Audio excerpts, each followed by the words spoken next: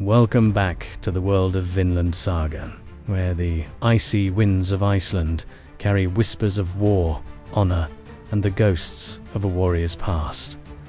In episode 2, titled Sword, the peaceful life Thor's built begins to crack. The shadows he once escaped are finally catching up, and young Thorfinn is about to witness the first tremors of a storm that will reshape his destiny.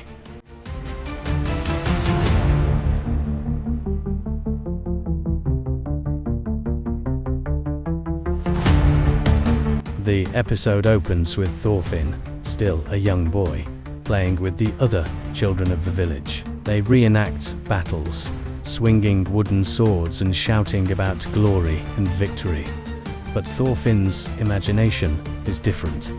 He dreams of adventure, of distant lands, of becoming a warrior like the ones in the stories. Meanwhile, Thor watches from a distance, not with pride, but with quiet concern.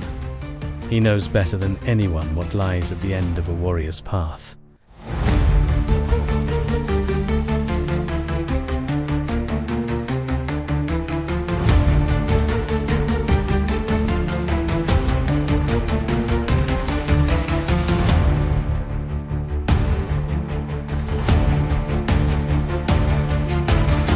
One morning, the villagers spot something unusual.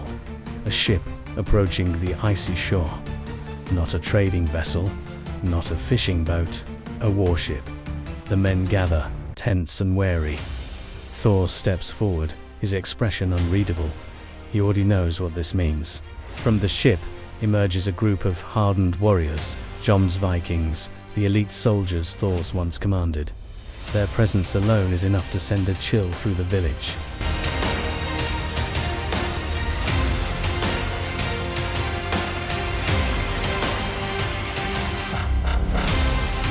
The Jomsvikings demand to speak with Thor. Their leader, Floki, reveals the truth Thor hoped would never reach Iceland.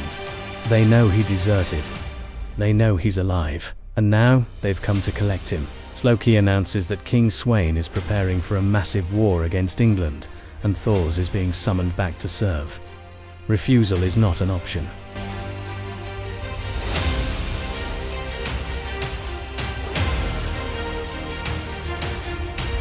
The villagers are stunned. To them, Thor is a gentle farmer, a quiet father. But the Jomsvikings speak of him as a legend, a warrior whose strength once shaped the battlefield. Thor listens silently, but inside, the weight of his past presses down like a mountain. Word spreads quickly. The villagers gather, anxious and confused. Some are excited. The idea of joining a war seems glorious. Others fear what this summons means for their peaceful lives. Thor tries to calm them, insisting that war is not something to celebrate. But the younger men, especially the hot-headed ones, are eager to prove themselves. Thorfinn watches all of this with wide eyes. The world suddenly feels bigger, more dangerous, and more mysterious than he ever imagined.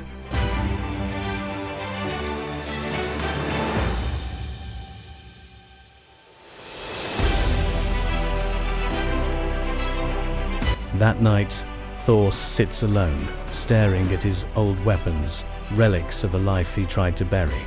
He knows he cannot refuse the summons. If he does, the Jomsvikings will punish the entire village. But returning to war means stepping back into a world he despises. Helga, his wife, sees the conflict in his eyes. She doesn't try to stop him. She simply asks him to come back alive, something she knows he cannot promise. The next day, Thor announces his decision. He will go, but he won't go alone. The young men of the village volunteer to join him, eager for adventure. Thor reluctantly accepts, not because he wants them to fight, but because he knows they won't listen otherwise. They begin preparing a ship, gathering supplies, and saying their goodbyes. Thorfinn watches from the sidelines, feeling a mix of fear, admiration, and frustration. He wants answers. He wants to understand who his father really is.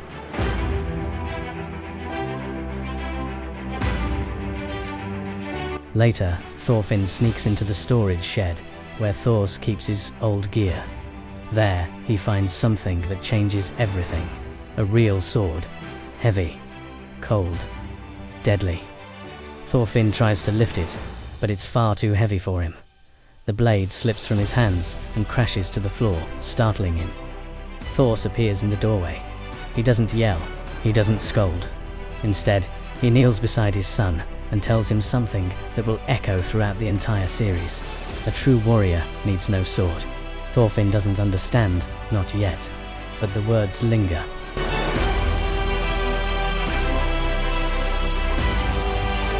With the ship ready, Thos and the young men prepare to set sail.